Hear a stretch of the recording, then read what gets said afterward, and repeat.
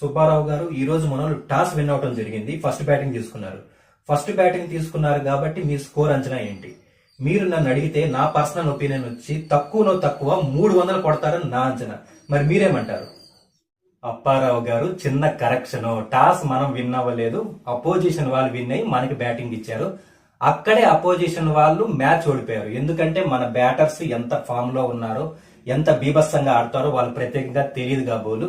మీరు 300 అంటున్నారు. నా అంచనా వచ్చి తక్కువలో తక్కువ 400కి తగ్గరు. ఎందుకంటే పిచ్ బ్యాటింగ్ కి అనుకూలిస్తుంది. మన బ్యాట్స్మెన్స్ అందరూ ఫామ్ లో ఉన్నారు.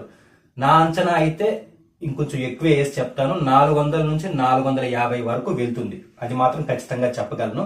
ఇంకేమైనా అద్భుతాలు జరిగితే ఒక 399 వరకు ఆగిపోవచ్చు. వాళ్ళు అపోజిషన్ వాళ్ళు అద్భుతంగా బౌలింగ్ వేయగలిగితే, లేకపోతే 450 వరకు వెళ్తుంది.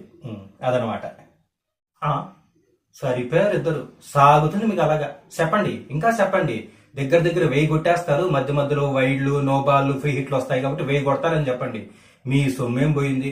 మ్యాచ్ గెలిస్తే సాలరా అయ్యా అని మేముంటే మీ తొక్కలో ఎలివేషన్లు ఒకటి.